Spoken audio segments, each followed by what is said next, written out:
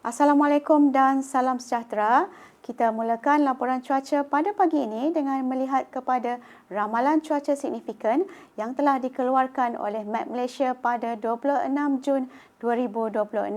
Baiklah, model-model ramalan cuaca terkini menunjukkan penumpuan angin baratan yang kencang dijangka berlaku di utara Semenanjung, utara Sarawak, Barat Sabah dan juga wilayah Persekutuan Labuan sehingga 1 Julai 2026 dan keadaan ini berpotensi untuk pembentukan garis badai yang boleh membawa ribut petir dan juga hujan lebat berserta angin kencang di kawasan-kawasan tersebut.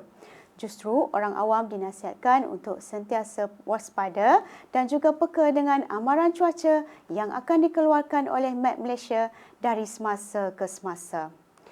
Selain itu, Met Malaysia juga telah mengemas kini amaran angin kencang dan laut bergelora kategori kedua di kawasan perkapalan Phuket dan kategori pertama di kawasan perkapalan Selat Melaka Utara, Samui, Condor, Reef North dan juga layang-layang sehingga 2 Julai 2026. Dan bagi kesemua kategori amaran ini, keadaan laut adalah berbahaya kepada bot-bot kecil serta aktiviti sukan dan rekreasi laut. Baiklah, kita beralih pula kepada gambar radar imej semasa di mana pada ketika ini dapat dilihat cuaca adalah cerah di keseluruh negeri di Semenanjung Malaysia.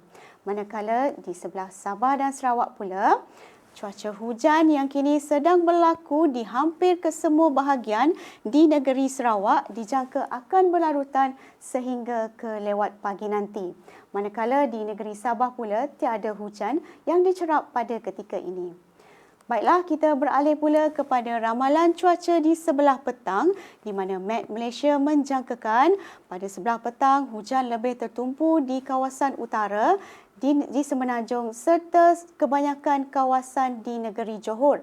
Manakala di sebelah Sabah dan Sarawak pula, cuaca hujan lebih tertumpu di selatan dan juga pedalaman negeri Sarawak. Manakala di sebelah negeri Sabah pula, cuaca hujan lebih tertumpu di kawasan pedalaman negeri Sabah.